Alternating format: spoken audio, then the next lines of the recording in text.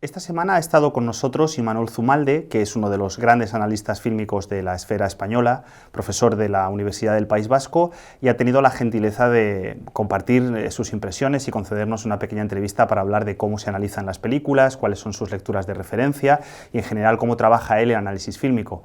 Para los que no conozcáis a Imanol, bueno, yo solamente puedo decir que es uno de mis maestros y que tiene algunos de los libros más interesantes que han salido en el panorama del análisis cinematográfico en los últimos años.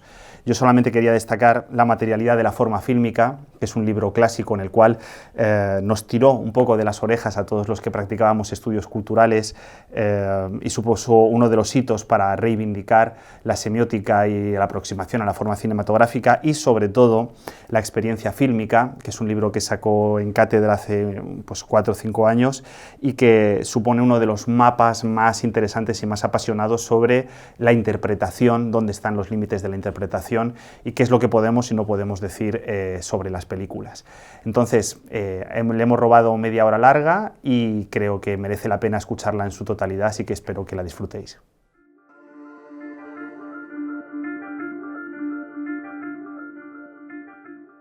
Como bien sabéis, aunque es recurrir al tópico, el cine es un fenómeno multipolar o poliédrico.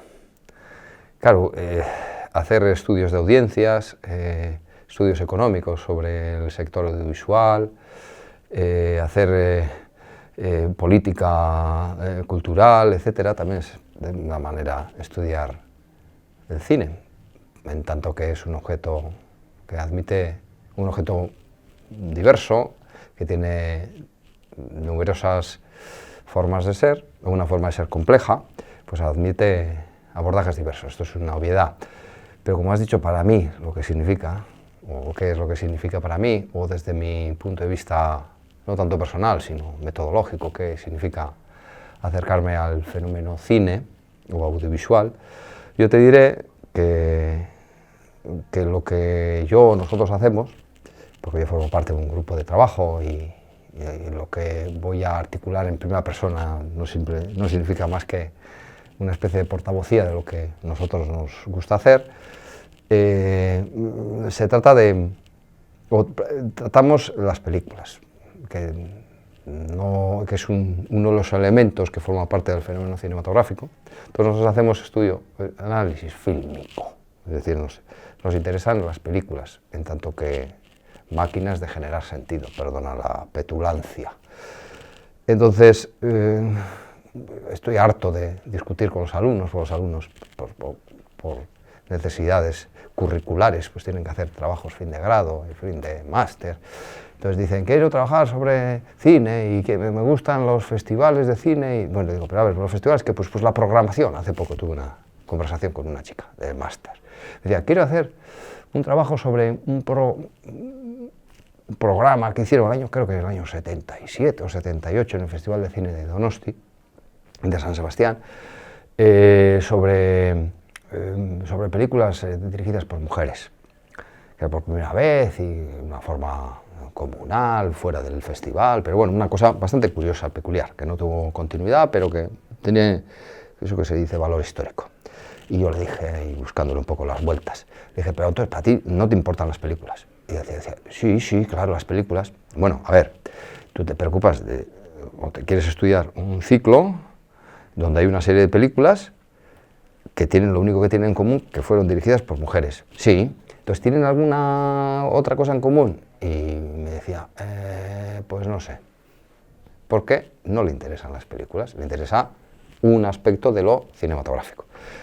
Nosotros dejamos o tendemos a dejar todas esas cuestiones que tienen que ver con lo cinematográfico en el sentido amplio, desde lo económico hasta lo político, pasado por los, no sé, por las audiencias, etcétera, y centramos el foco en las películas. Y nos interesa ver de qué manera las películas se articulan para producir efectos de sentido, para producir significado. Entonces, para nosotros, analizar películas significa, sobre todo, interrogarnos en torno a cómo determinadas elecciones formales provocan o producen sentido, simple y llanamente, que es es un reto epistemológico bastante modesto, teniendo en cuenta cuántas aristas conviven en ese objeto polimorfo que hemos llamado el cine, que es modesto, pero que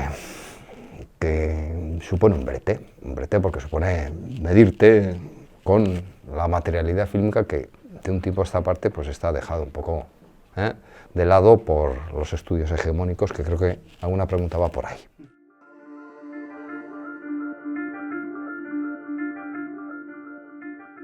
Mira, yo imparto una asignatura cuya primera lección tiene por objeto describir qué es analizar. No analizar películas, analizar formas visuales. O sea, cuadros, fotografías, cómics, películas, anuncios, cualquier texto que fragua o que se materializa en imágenes. Y antes de nada, esa asignatura tiene que poner en claro qué es analizar. Entonces, a la hora de hacer eso, yo me vi en la tesitura, me vi en ese brete y yo dije, bueno, pues, generalmente pues, lo primero que hacemos es dirigirnos a los diccionarios. Análisis, pues, una serie de definiciones del análisis que no aclaraban gran cosa. Entonces dije, mira, puede ser una buena táctica compararla con otras formas de abordar el mismo objeto, es decir, la película, pero de forma diferente. Entonces, me di cuenta que tenemos un término para referirnos a eso, que tienen en común la historiografía, la crítica y el análisis. Son metatextos. No sé si conoces el término. Es propuesto por Gerard Genet, palinsestos, dice, bueno, pues hay una serie de... hay un fenómeno general que se llama la transtextualidad, que implica las relaciones entre textos. Entonces, las relaciones pueden ser muy diferentes. Y él dice, hay 5 relaciones transtextuales. Una de ellas es la hipertextualidad, otra la paratextualidad, la arquitectura y la metatextualidad. Y dice, es la relación crítica. Hace una definición así, muy sencilla.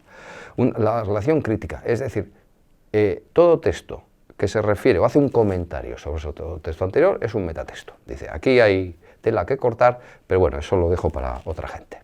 Entonces dije yo, bueno, vamos a meternos un poco ahí. Y dije, bueno, a ver, ¿qué metatextos? Comentarios sobre las películas. Tenemos la historiografía, tenemos la crítica, y tenemos el análisis, y tenemos la teoría también. Dije, hay 4 metatextos. ¿Y cuáles son las diferencias? Yo, que empecé comparando los 4, me di cuenta que funcionaba mal a la hora de organizar esa lección, y lo suelo comparar con la crítica.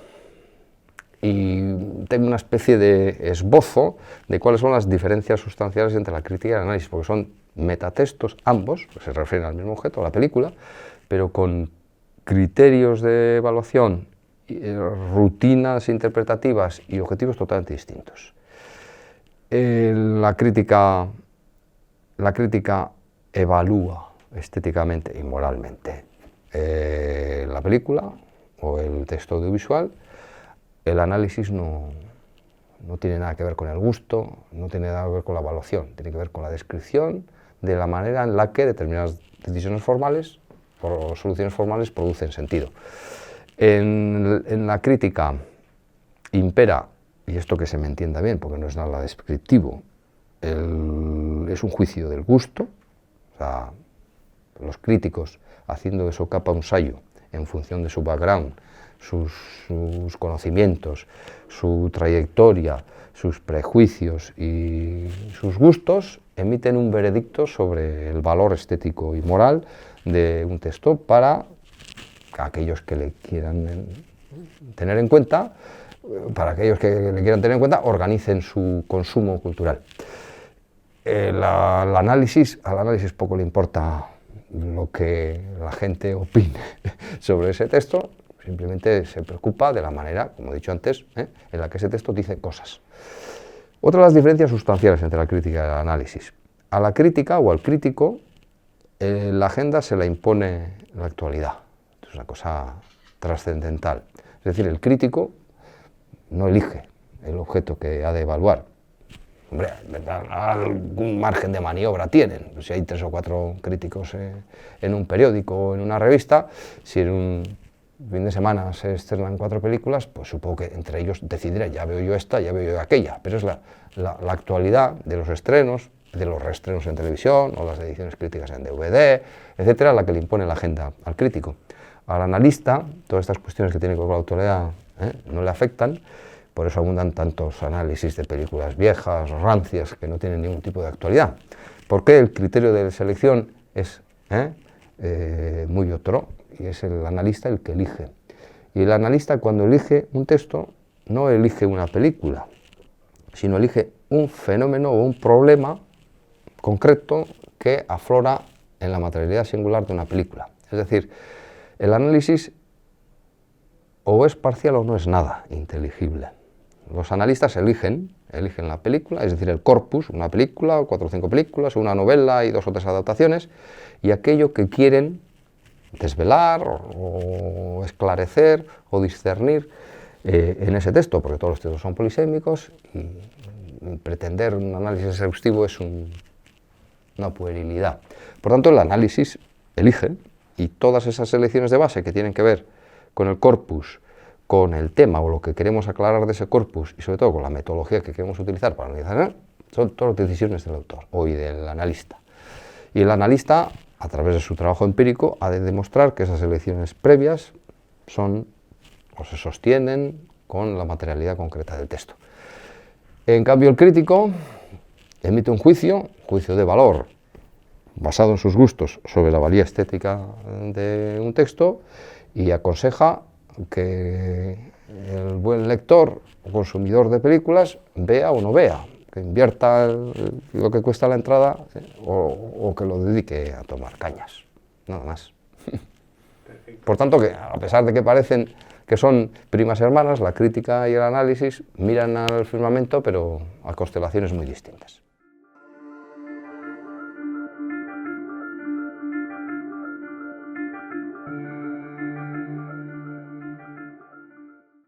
Hace 2 semanas terminé un texto, un encargo, igual estás tú también en ese fregado. Erich von Sternberg, ¿sí? ¿Sabes? Hay un proyecto sobre... Bueno, pues a mí me encargan, en este caso no elijo yo, me encargan una película. Entonces, la película que no había visto, la veo, me gusta y me alegro. Fue una decisión, ya sabes, nos proponen el editor hacer esto y dice, vale, estoy de acuerdo. Y pues hace esto, vale, lo cojo, porque sé que en Sternberg voy a encontrar el trébol. Es así. En cambio, con otros sé que es muy difícil de encontrar el trébol, es decir, encontrar una interpretación que se basa en elecciones formales evidentes, etc. Entonces, La última orden, una película del año 28, muda, de Emil Jannings. Todavía Sternberg no había conocido a Marlene Dietrich.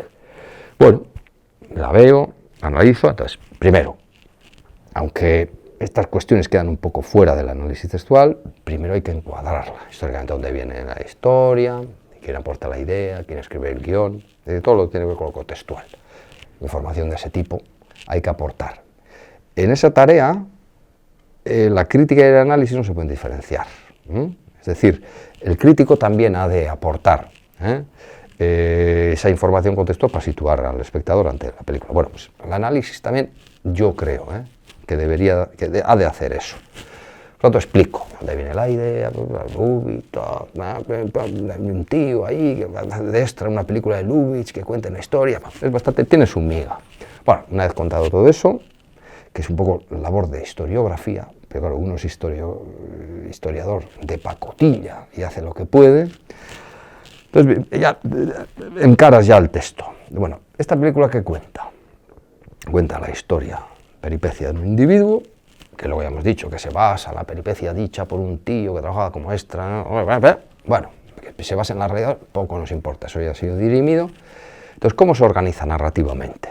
Tiene enormes peculiaridades. Entonces, encima tenemos el guión escrito, ¿no?, por Lajos Viro y luego el film final. Entonces, ahí hay una serie de transformaciones que imputaremos. Yo no tengo datos fehacientes porque no he estado en la Paramount y he estudiado los archivos, pero es sensato sostener que los cambios que hay entre el guión y la película, es analíticamente sensato atribuírselo a Stenberg.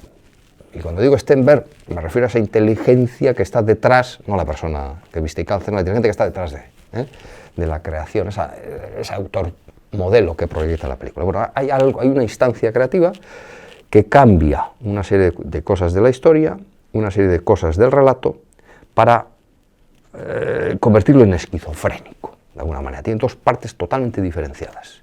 En la primera parte, el protagonista es Primo el Zar, jefe del ejército blanco, es el amo de la barraca. Están en plena revolución, él es el que se enfrenta a los revolucionarios, pues está el cenit de su poder, lleva puesto, ligón, hay una revolucionaria, es una chica muy bien parecida, el señor se prenda de ella es revolucionaria y pretende matarle, él lo sabe, pero al final se enamoran.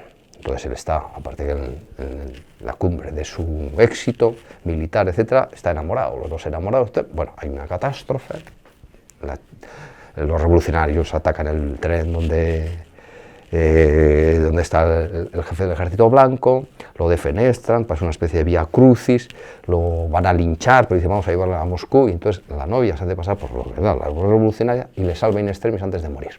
Entonces este señor queda absolutamente traumatizado, porque en el mismo golpe pierde la patria rusa y su mujer amada. Entonces se queda con una especie de tic, hace un corte en la película y le vemos 10 años después a ese señor que hemos visto en la cumbre del éxito, le vemos arrastrándose como un proletario sin trabajo en Hollywood, buscando papeles de extra.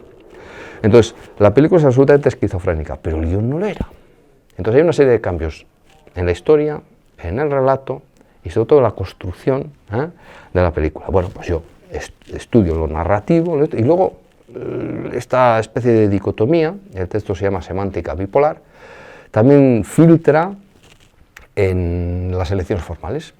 Hay dos elecciones formales que son antinómicas, el primer plano y el traveling lateral. Fíjate tú, que son los antónimos formales que son utilizados en momentos estratégicos para poner en escena todo este cambio.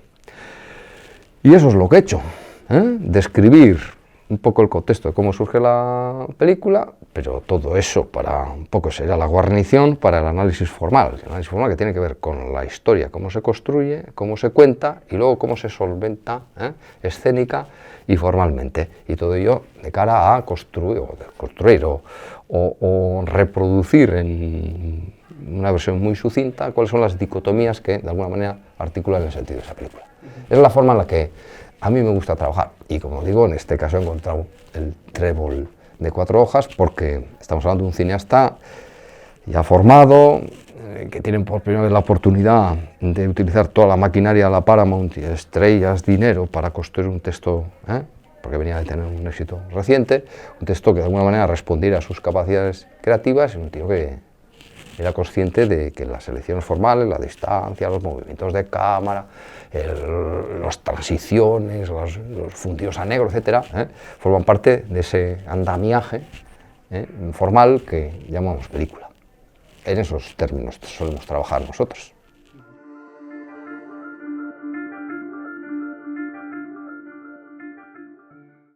Yo recuerdo que cuando estudié en la carrera, en quinto año teníamos historia del cine con Santos. Y decía, pues leer a André Bazin. Cuando yo leí a André Bazin, algo entendí, pero tampoco me dejó bastante tibio. Pero luego, con el tiempo, he ido volviendo, y es toda una revelación, una manera de entender o de otorgar a eso que la mayor parte de la gente considera un entretenimiento, pues estatus no solo de arte, sino de arte de altos vuelos. Y claro, con todas las facetas que tienen los escritos de André Bazin, estoy hablando de que es el cine, luego de otras cosas, acaban de publicar todas las críticas que hizo, etcétera. Yo eso ni lo he catado, hablando de que es el cine.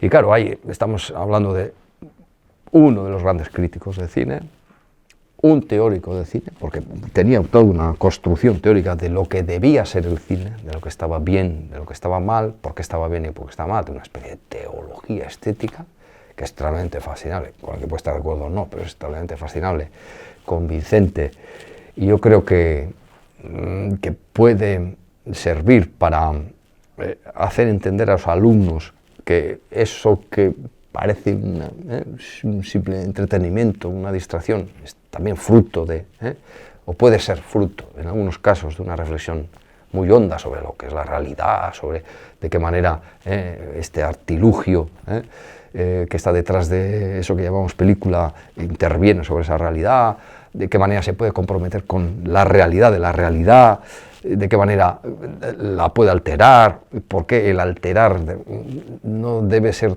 tan bien considerado como el esfuerzo de no alterarlo, etcétera, y toda una serie de opciones, incluso teológicas, que son muy interesantes y que a lo largo del tiempo me ha desvelado que el cine es un objeto que hay que pensar y repensar y que puede ser pensado desde distintos puntos de vista, y el de Andrés Bazin es uno de los posibles y es extremadamente enriquecedor en ese sentido. Luego, yo tengo muchas discrepancias, no lo tengo escrito, pero bueno, tengo muchas discrepancias con David Bordwell. Pero David Bordwell tiene la virtud común con Andrés Bazin de ser convincente y esclarecedor. Y de lo mucho que tiene escrito, tiene monografías sobre, ya sabes, sobre Eisenstein, sobre Ozu y estas. A mí me gusta mucho uno, además es un libro que nosotros en la universidad tradujimos al euskera y participé en la traducción. Es un libro que lo conozco de cerca porque supervisé la traducción y me sé las entretelas.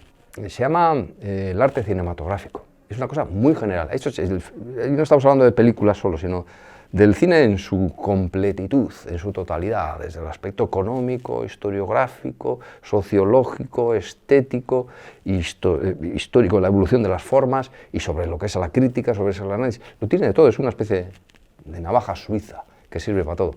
Está muy bien, y encima tiene la virtud de que es un texto mutante. 16 ediciones, una barbaridad, sí, 16, 12, una barbaridad. De hecho, nosotros empezamos a traducir, ¿cuál era? La 9ª edición, y cuando salíamos, que yo iba en la 12, una cosa loca, porque lo va a actualizar él y su mujer, Christine Thompson. Está muy bien, porque abarca todas esas caras del poliedro que llamamos el cine o el fenómeno cinematográfico. Y luego, bueno, no sé, igual esto es barrer mucho para casa, pero yo soy alumno de Santos, sobre todo para lo bueno y también para lo malo, porque igual, no sé si está bien decirlo eso, igual le considero más grande de lo que es en comparación con Bordwell y Bazin, que han salido a relucir aquí. Pero para mí ha sido más importante que ellos, no solo porque le he oído, sino porque le he leído. Y Santos tiene muchos libros, pero hay 2 libros que van sobre análisis fílmico. Y hay uno sobre todo, Paisajes de la forma, vamos, en los que analiza películas y fotografías también, para de alguna manera demostrar que ese instrumental sirve, no digo para un roto y un descosido, pero sirve para analizar cualquier tipo de texto. Luego hay la mirada cercana también, extraordinario, ahí solo analiza películas. Incluso yo diría que igual la mirada cercana está mejor. Esos 3 libros señalaría. Y luego saldré de aquí y me acordaré de otros 35 y diré, mira qué mal he quedado. Esos 3.